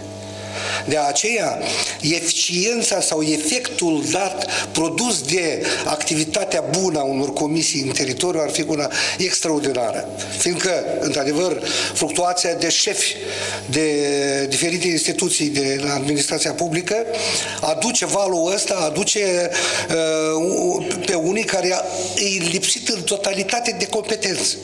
Neavând idee de ce înseamnă dialog social, eu mă refer și la unii primari sau unii președinți de raioane, ca să spunem sincer, evident că nu toți. Marea parte susțin și sunt bucuroși ca să aibă o convenție la nivel teritoriu sau, ați spus foarte bine, eu îi mulțumesc domnului ministru al muncii, deocamdată e unicul ministru care a semnat convenția. Dar mai așteptăm încă promisiunea unui Ministerul de Finanțe și a Justiției, care, îmi pare că Ministerul Justiției a spus că februarie, acum își trece februarie, și nu sunt semnate convențiile înainte de pandemie. Dar eu aș face o legătură, iată, cu problema abordată.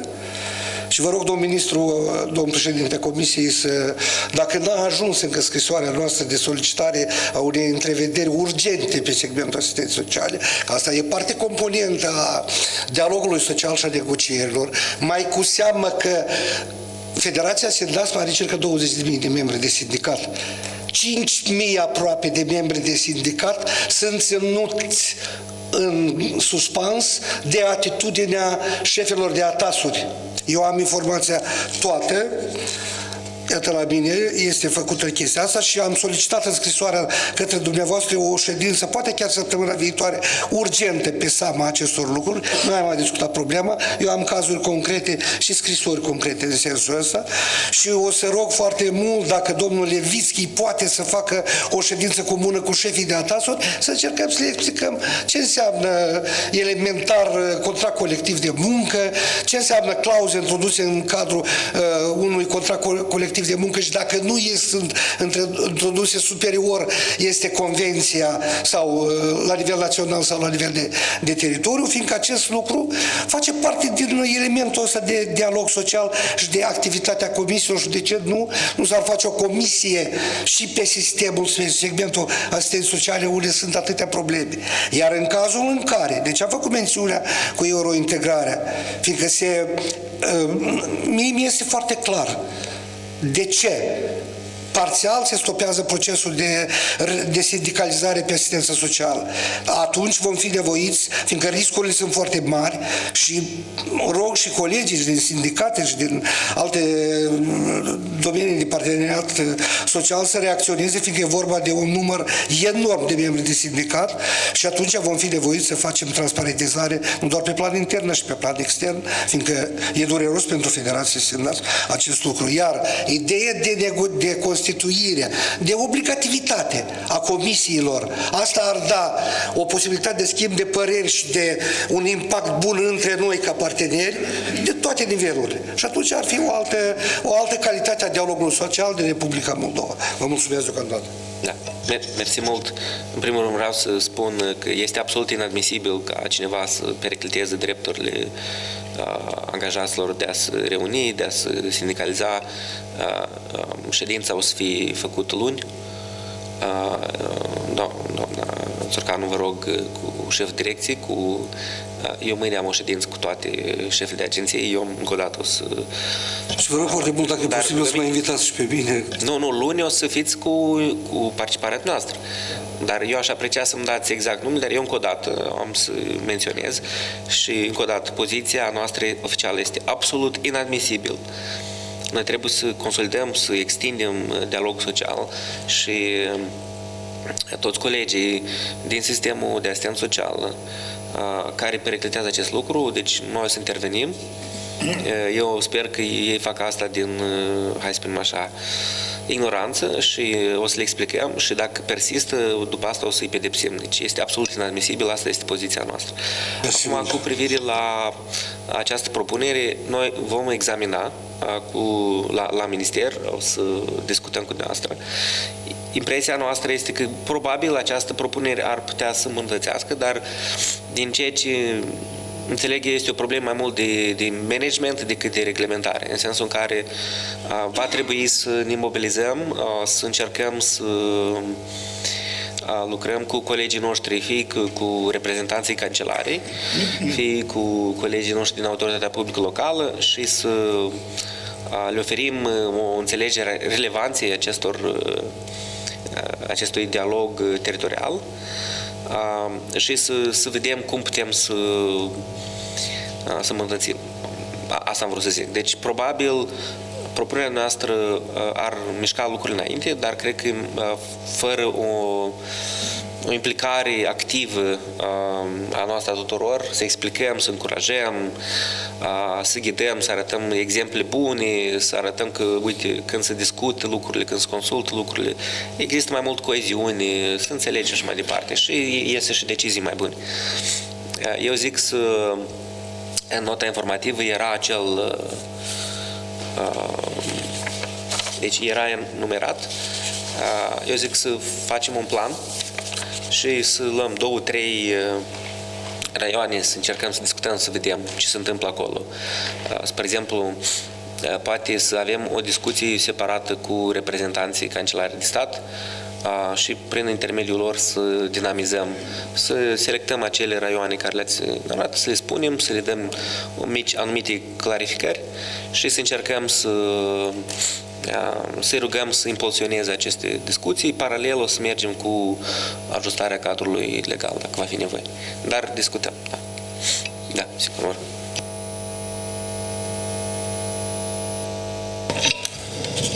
Stimați parteneri, stimați colegi, o să abordez o problemă care tangențial are problema care patronatul a înaintat-o și o să susținem propunerea dumneavoastră.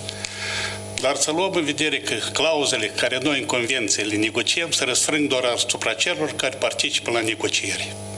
Marea parte a patronilor, nu a patronatului, a patronilor, nu sunt membri a patronatului. Asupra lor nu se restrânge. Avem întreprinderi unde statul are cota parte, consiliile de administrare nu recunosc convențiile. Ce să facem în cazul acesta? Cui trebuie este discuții toate dacă nu se restrânge? În agricultură, vă spun, agricultură și industrie alimentară, de 18 asociații în patronat, îți 2 și acelea, nu știți, nu funcționează. Ce să facem mai departe? le raportăm aici și le discutăm. Spre exemplu, pentru întreprinderile de stat, haideți să le luăm și unul câte unul. Iarăși, încă o dată, aici e o problemă de management. Trebuie să luăm, să discutăm, să explicăm, să stăm. Faptul că noi schimbăm legea încă o dată, probabil o să ajute, probabil mai puțin. Faptul că noi impunem să punem un raport, e ok, dar eu zic să sesizăm aceste lucruri și să vedem. Invităm APP-ul, iarăși ministerele care gestionează acele întreprinderi, le explicăm și așa mai departe.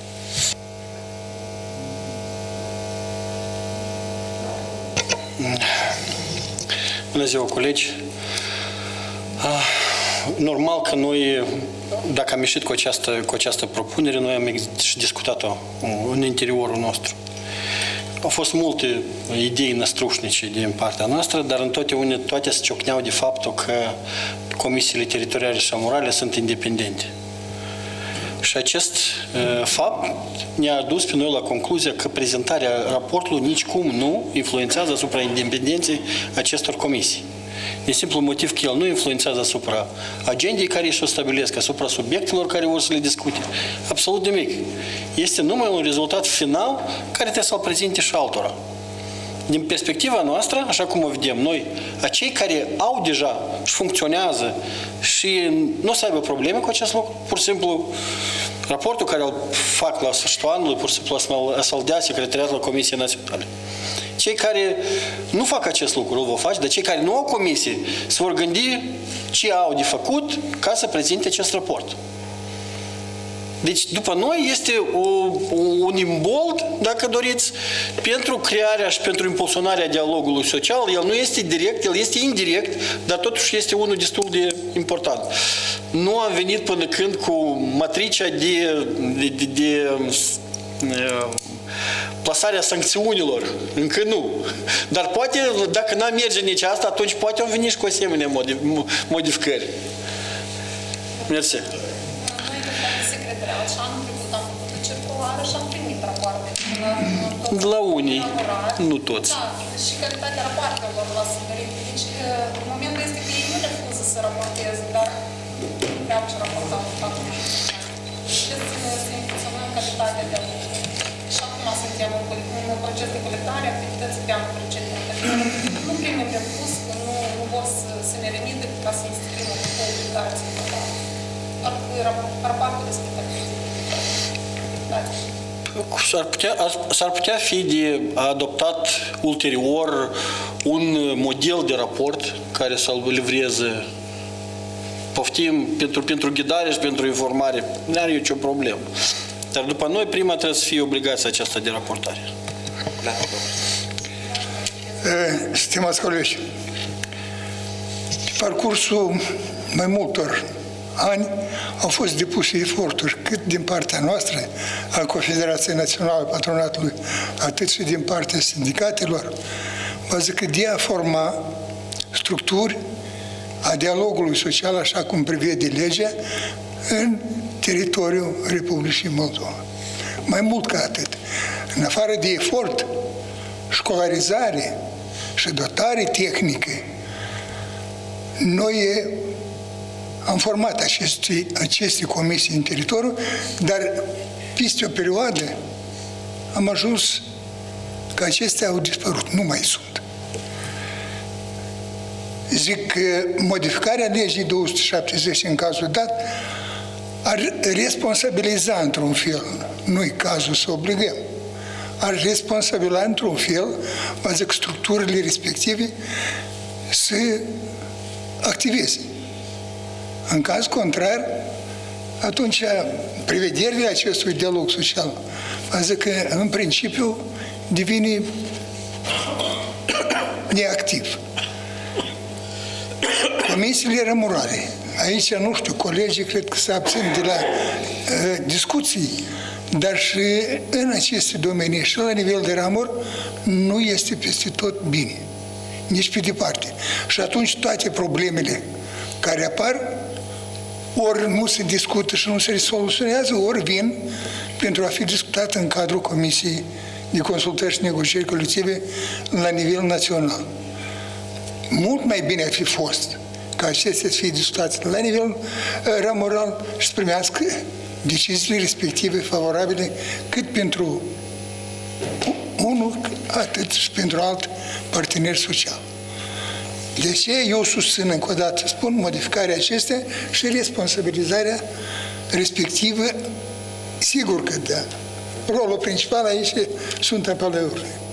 Noi am format, zic, 14 sau 15 structuri tripartite și astăzi nu activează sau foarte puțin activează. Mulțumesc! Mersi mult, notat. Noi, eu am să rog colegii de la Minister să analizeze această propunere și eventual vom, în discuții cu dumneavoastră suplimentare, o să pornim amendament pentru a ajusta cadrul legal. Acum, zic să mergem la subiectul numărul 4 cu privire la munca prin agent de muncă temporar. Doamna Nebuza. Da, eu am să fac o mică introducere în subiectul ăsta. Și am să continui gândul domnului Canțăr. Deja de 6 ani noi încercăm să promovăm acest concept în Republica Moldova.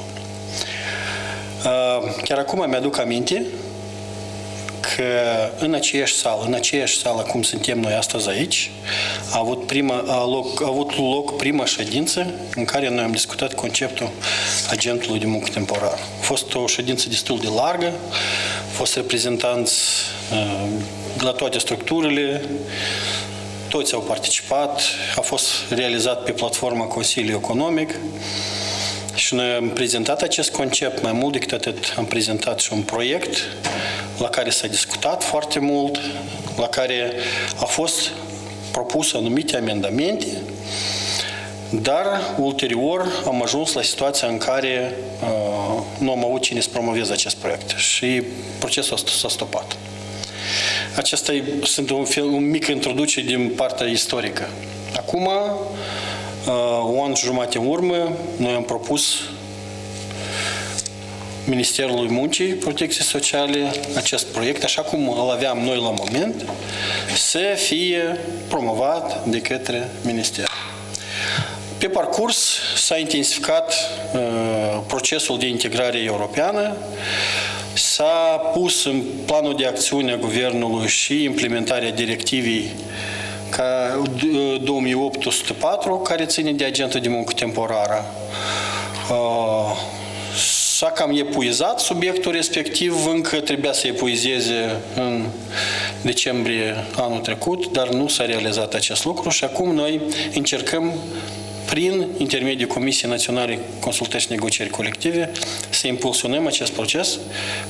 Vă dați seama că el este unul inevitabil, este ca și proces de transpunere a legislației Uniunii Europene și nu numai, acest mecanism este prevăzut și în Convenția 181 a Organizației Internaționale a Muncii și noi încercăm, în fel și chip, să oferim pieței forței de muncă din Republica Moldova un mecanism nou de angajare. Că cine l-a folosi, că nu l-a folosi, acest lucru este mai puțin important, din simplu motiv că angajatorii deja solicită existența acestui mecanism. Vreau să vă spun că probabil că n-am fi noi cei mai corecți să fim cu această inițiativă, din simplu motiv că agenții economici aici vor fi în posibilitate să angajeze forțe din alt portat, dar totodată ei vor plăti pentru acest serviciu. Totuși, practica de aplicare din mai multe țări a arătat faptul că acest mecanism lucrează pentru anumite domenii, pentru anumit nivel de calificare a personalului, pentru anumite domenii sau, dacă vreți, branșe economice, deci lucrează. După mine, este corect să oferim angajatorilor această posibilitate și angajatorii de sine stătători să evalueze necesitatea aplicării acestui mecanism pentru sine, de fiecare separat. Și nu este ok ca noi să punem sub semnul întrebării necesitatea existenței. Asta este opinia noastră. Asta vreau să spun, mă mulțumesc foarte mult.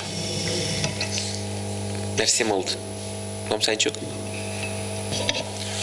Da, mulțumesc, domnule președinte. Privitor la subiectul dat, noi considerăm că poate, probabil, ar fi necesar din start să fie elaborat un proiect de concept privitor la această directivă, fiindcă în cazul de față este vorba nu doar despre modificarea codului muncii, dar în mod cert și altor acte normative, de exemplu, de ce nu? Codul contravențional al Republicii Moldova, fiindcă directiva dispune că statele membre să prevadă măsuri corespunzătoare pentru a asigura respectarea obligațiilor ce decurg din directivă, inclusiv sancțiuni eficace, proporționale și descurajatoare în cazul încălcării sau nerespectării cerințelor acesteia de către agentul de muncă temporar. Și sunt mai multe riscuri. Noi am discutat problema dată de mai multe ori. Bun, agentul de muncă temporar pune la dispoziție forțe de muncă, cine achită salariul, cine este responsabil de securitate și sănătatea în locul de muncă, va fi disproporționat motivarea muncii celor care este angajat la întreprindere, de exemplu, într-o organizație de construcție sau celor care vin de la agentul de muncă temporar. Deci sunt mai multe acolo aspecte care trebuie să le discutăm cu dumneavoastră și să asigurăm că va fi un proces care va fi susținut de toți și implementat. Fiindcă să primească că agentul de muncă temporar este o instituție sau o structură intermediară de angajare care ia banii de la viitorul, adică cel care are nevoie de forță de muncă, el plătește salariul, nu plătește salariul, adică sunt mai multe aspecte legate de o corectitudine în aplicarea acestor norme. Și iarăși, nemijlocit, ceea ce ține de directivă, da, el este, dar trebuie să vedem cum implementarea trebuie să fie nemijlocit, ținând cont de specificul țării. Asta este. Mulțumesc. Mersi mult. Colegi la Minister, care este planul nostru în calendaristic să implementăm directiva?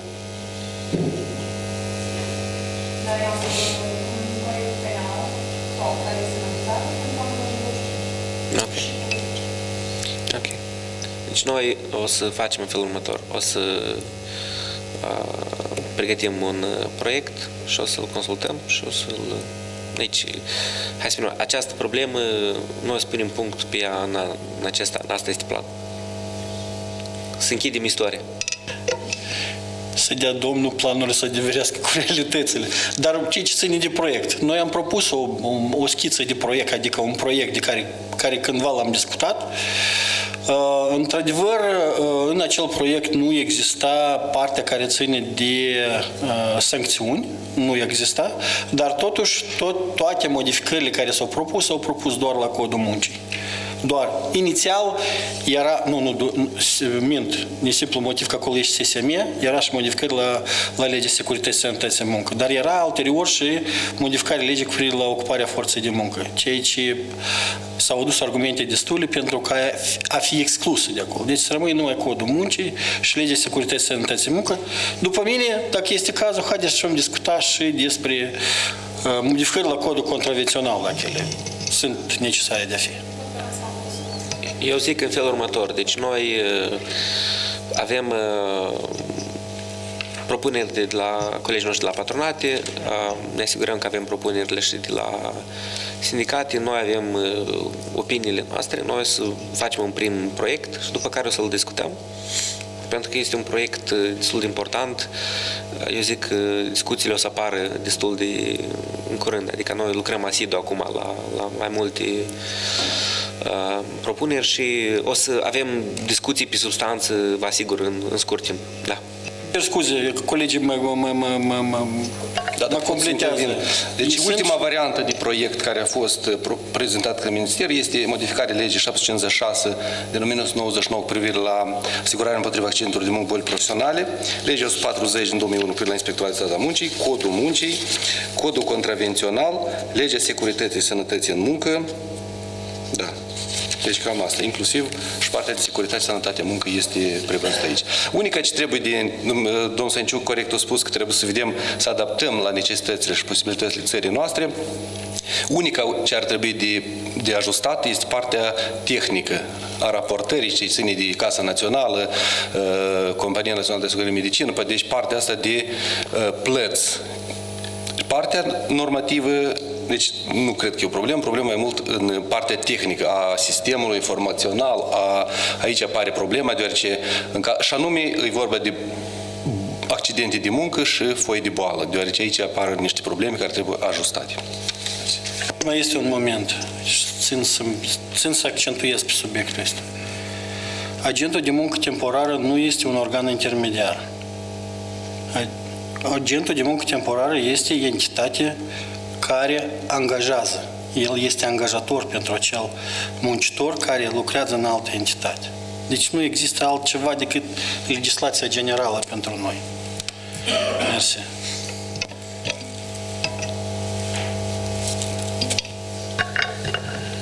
Bună ziua tuturor! În legătură cu acest concept legat de agentul de muncă temporară, una din practicile europene, care e reprezentată de Olanda, acolo sunt peste 8.000 de agenți de muncă temporară, adică angajatori, în calitate de, și una din modificările ce țin de sectorul ăsta este implicarea activă a Inspectoratului de Stat a Muncii. În ideea în care Olanda și-a propus în următorii ani să majoreze capacitatea inspectoratului cu cel puțin 70 de inspectori care vor verifica doar agenții de muncă temporară.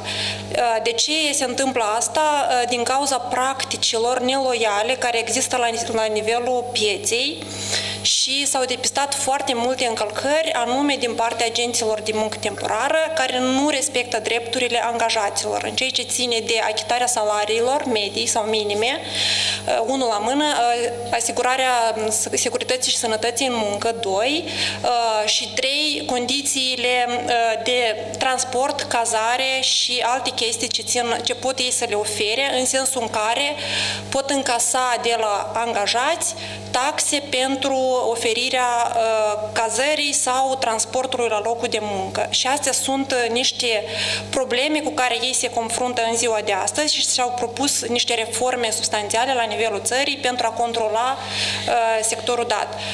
Asta s-a întâmplat, deci ei au implementat conceptul ăsta de mulți ani și este un exemplu bun care ar trebui luat în considerare dacă dorim să implementăm acest concept la nivelul Republicii Moldova. Plus există și practici la nivelul altor state din Uniunea Europeană care se întâlnesc cu probleme legate de partea tehnică, în primul rând, și în al doilea rând cu plățile la salariu sau încălcarea drepturilor angajaților. De ce, probabil atunci când o să se facă conceptul sau se dorește să se elaboreze cadrul normativ, trebuie luate în considerare și capacitățile instituțiilor de a verifica aceste agenții.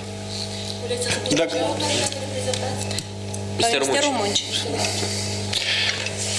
Haideți să o luăm pe rând. Deci, în primul rând, ei au concept, ei l-au implementat, urmarea implementării au identificat anumită problemă structurală și pentru care au găsit o soluție despre care a spus dumneavoastră. Ei au început. Noi nici n-am început încă. Noi ne gândim la probleme. Eu cred că noi trebuie inițial să începem și după aceea să încercăm să identificăm subiecte. Noi, ideea e următoare. Deci noi înțelegem care sunt constrângerile semnificative pe piața muncii din Republica Moldova. Faptul că există anumite riscuri nu înseamnă că nu trebuie să mergem înainte, trebuie să, a priori, să învățăm anumite lecții ca să putem să le gestionăm, să le identificăm și așa mai departe. Deci nu luați ca ce a spus colega mea, că uite, nu o să mergem înainte. O să mergem înainte, o să facem, să ținem cont inclusiv de particularității pieței muncii din Republica Moldova. Dar vom merge, deci noi trebuie să înțelegem situația pe piața muncii în Republica Moldova este de așa natură că noi trebuie să ne asumăm cu toții, adică atât guvernul, cât și patronatele și sindicatele, să luăm decizii care noi ani de zile le-am amânat. Și eu am să fiu foarte sincer. Dar, în primul rând, guvernul trebuie să vină cu modificări radicale. Trebuie să venim. Rata de ocupare în Republica Moldova este cea mai mică din regiune, cea mai mică. Patronatele trebuie să investească mai mult în formarea profesională. Noi atâta timp cât noi o să spunem că sistemul educațional din Republica Moldova va fugi și tot timpul va reacționa la fiecare mișcări legate de competență. Noi avem o idee în acest sens. O clip ca să finalizez. Și colegii de la sindicate tot trebuie să-și asume anumite chestii. Am spus. Deci sindicatele nu trebuie, asta e opinia mea, nu trebuie să protejeze pe cei care nu livrează performanță. Trebuie să protejeze pe cei care și să avanseze interesul celor care muncesc onest, dar sunt denigrați. Și atunci, despre asta spun. Noi suntem într-o situație în care toți, absolut, în primul rând guvernul, trebuie să-și asume niște decizii mai radicale dacă vrem să creștem economia. Și noi o să facem acest lucru. Și am zis, în acest an, noi vrem noi o să venim cu un proiect, noi o să-l discutăm, noi o să-l dezbatem și noi o să implementăm acest mecanism. Господин министр, все правильно сказали, с нашей точки зрения тоже, только единственное, что не к профсоюзам надо обращаться по поводу того, чтобы они не поддерживали неэффективных работников, да, а к инспекции труда. Потому что из моей практики 30 лет именно они всегда при разных властях, при разном управлении, кто бы ни был во власти и на их уровне, и на центральном уровне, они приходили и не разбирались, этот работник соответствует занимаемой должности или нет. Они формально смотрели, нарушил работодатель законодательство или нет. Они разбирались по вопросу по существу. Так что профсоюзы, как правило, нас работодатели поддерживают, потому что они понимают, что без нас не будет производственного процесса и торгового процесса, бизнес-процесса нормального. Мы находим общий язык и на уровне предприятия, и на уровне территории, и на уровне отраслей. У нас проблемы с государственным управлением, в частности, с инспекцией мунчи. Мое мнение. Domnul președinte, 30 de secunde doar. Încă un aspect al directivei. Prezenta directivă nu aduce atingere dreptului statelor membre de a aplica sau de a introduce dispoziții legislative, de reglementare sau administrative care sunt mai favorabile lucrătorilor sau de a promova sau permite contracte colective, ceea ce ar trebui să existe, încheiate între partenerii sociali care sunt mai favorabile lucrătorilor. Să nu se întâmple că agentul din temporar, acolo, da, el este angajator, dar el nu încheie contract colectiv de muncă, nu permite crearea organizației sindicale sau altceva acolo. Adică trebuie să luăm în considerație atunci când vom elabora proiectul de lege că condițiile care trebuie să fie acolo trebuie să fie niște condiții normale pentru toate părțile. Asta. Mersi.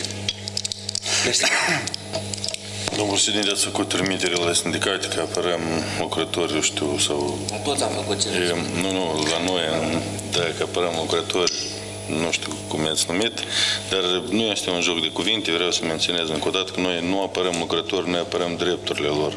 Și dacă angajatorii sau autoritățile publice le vor încărca drepturile, noi nu o să alegem că-s buni, că să-i răi. Nu le încălcați drepturile și noi vom apăra. Atâta timp cât nu poți să demiți o persoană care nu livrează performanță, da. Legislația permite.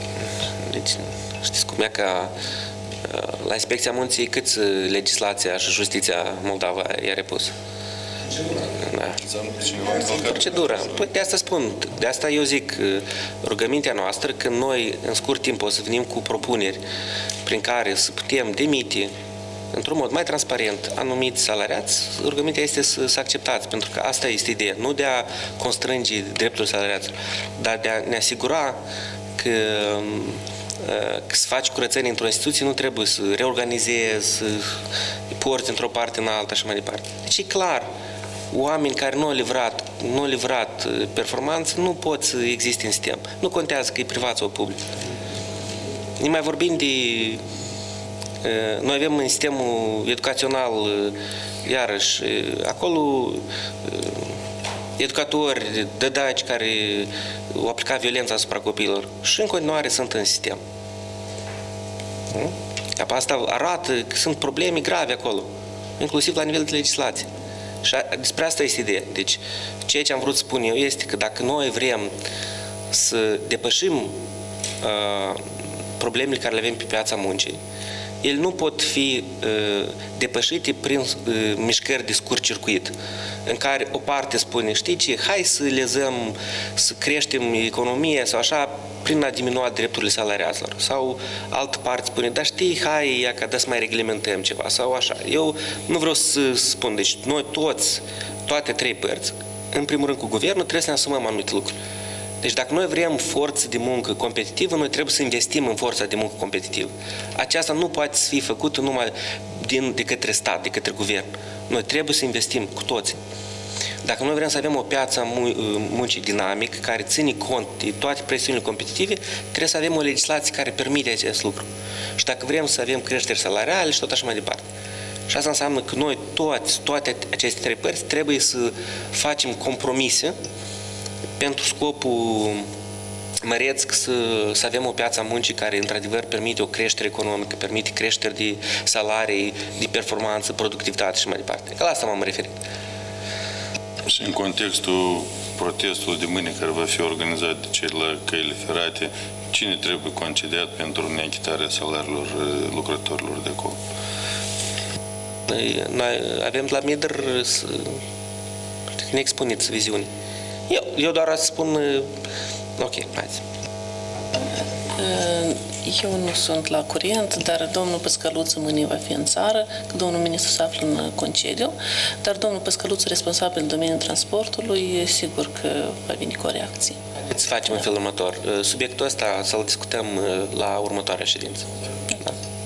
Nu e ca, iarăși, eu tot nu cunosc toate multe detalii, știu, am avut și petiții, dar e ca cazul dat este un caz clasic când părțile implicate nu și-au asumat o decizie, dar au fost ping-pongul ăsta.